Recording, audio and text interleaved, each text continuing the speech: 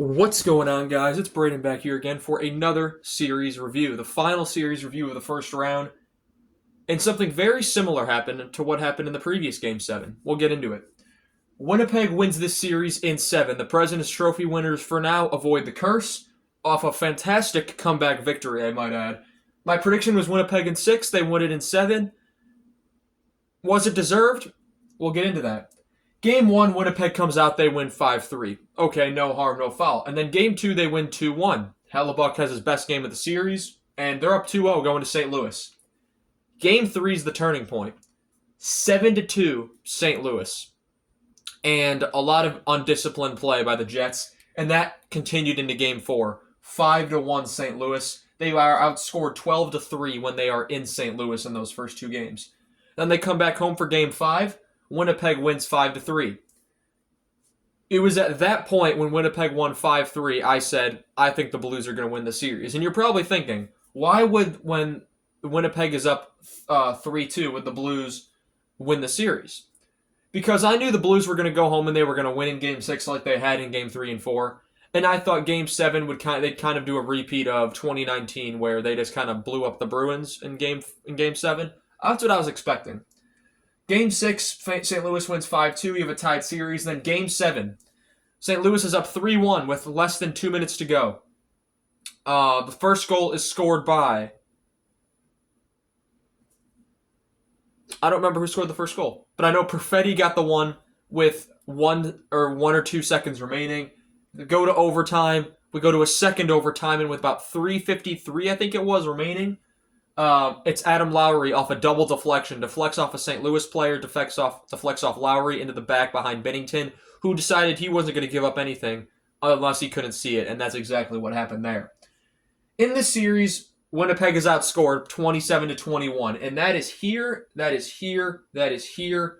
And if you look at Winnipeg, they don't win by more than 2 goals. 2 goals, 1 goal, 2 goals, 1 goal. St. Louis wins by 5, 4, and 3. When St. Louis was at home, Winnipeg couldn't win, and that's not how you're able to win in the playoffs. St. Louis gave all they had against this team. They had no pressure going into the playoffs. They'd won 12 in a row right before. Winnipeg was the President's Trophy winner. This is the best year for them to win it all. And St. Louis came out and they played their hearts out, and Jordan Binnington was fantastic. Playoff Binnington is one of the 3 goalies I trust in this league. Playoff Binnington, Playoff Ottinger, and Playoff Bobrovsky. Those 3 goalies are ones that I trust without question because I know if they're losing a series, it's not their fault. And that's exactly what happened in this Game 7, where St. Louis, one of the few games they were outplayed, for sure, and Binnington really kept them in it. In terms of point scorers, the evidence once again backs up that St. Louis was the better team. There are other players who had 5 points. I just want to say this beforehand, but these are the top 50 as ESPN lists it. So if I went to ESPN, these guys were all in the top 50. Even though a lot of guys had 5 points, I know Perfetti, Pionk both had 5 points for Winnipeg. I didn't include them because they're not in the top 50.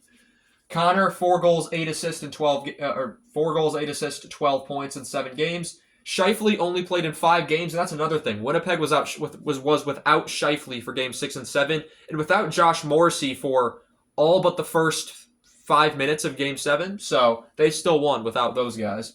Scheifele in those 5 games had 2 goals, 4 assists, 6 points. And Mason Appleton, no goals, 6 assists, 6 points. Good series out of him. Cam Fowler decided, I'm going to become a Norris candidate, and 2 goals, 8 assists, 10 points in what's probably his best 7-game stretch in his entire career. Cam Fowler is a great defenseman, don't get me wrong. When he was with Anaheim in his prime, he was their number 1 guy, basically. And while he wasn't ever a Norris candidate, he never got that consideration. Good defenseman, not what you consider an excellent defenseman. It seemed like all of that came into play in this series, and that trade that Anaheim made with St. Louis at the closer to the middle of the year ended up being a very good trade for St. Louis. Buchnevich had 3 goals, 5 assists, 8 points. Some of his icings at the later in the game definitely didn't help it. Robert Thomas, 2 goals, 6 assists, 8 points, and he would not shoot the puck. I was saying this in the third period, like Thomas needs to shoot the puck. And then it's midway through the first overtime where Olczyk is saying it, and a lot of guys in the studio are saying that Robert Thomas needs to shoot the puck. And I said, put me in the booth. I could do this too. I'm just kidding. I did say that, though. Pareko, 1 goal, 5 assists, 6 points. Jake Neighbors had the same exact stats, 1 goal, 5 assists, 6 points. And Radek Faksa, 1 goal, 4 assists, 5 points. So, Kyrou not on the board. He only had 3 goals in the series, but overall, St. Louis, I thought, had the better overall point scores. Goaltending. Tale of two stories right here. Hellebuck is 4-3, but with a 3.85 goals against average and an 830 save percentage. I don't think I've ever seen a goaltender who started all 7 games, who won the series 4-3, and had an 830 save percentage. That is so beyond bad that I don't even know really what to say. Comrie came in relief 3 times, all 3 games in St. Louis, Game 3, Game 4, and Game 6. No record, but with a 1.4 goals against average and a 923 save percentage. I knew they weren't going to start Comrie in Game 7, but I wouldn't have said it was a bad idea. Binnington went 3-4, a 2.53 goals against average and a 901 save percentage. His save percentage should be higher. He played his heart out. I thought he was going to single-handedly win the Blues of the game, to be honest. And that brings me to my last point. Back-to-back games where... Back-to-back series. Colorado, Dallas, Winnipeg, St. Louis. The better team lost the series.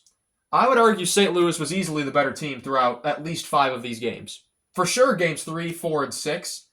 Game 7, Winnipeg was definitely the better team overall. Binnington just kept them in it. Game 1, St. Louis came out strong, and I don't remember. I think it was Game 5 that they came out all right as well. But St. Louis, I thought, deserved to win this series. I thought Winnipeg definitely... I mean, they had injuries. They had Scheifele was gone for 2 games. Morrissey was hurt in Game 7. But they still pulled it off. And that's a sign of a dangerous team if this team could get any healthier. If Scheifele comes back, Morrissey comes back all right.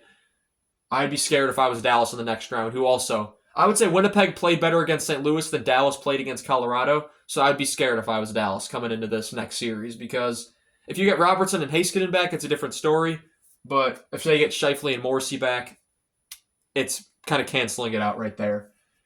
But, yeah, I think they said 3 times in the first 106 years in NHL history that a team came back from a multi-goal deficit in Game 7 to win. It happened twice in the last 2 nights. So, very interesting times in NHL. But we got series previews next for round 2. So, round 1 is over. I want to thank you all so much for watching this video, and I shall see you all in the next one. Have a good one.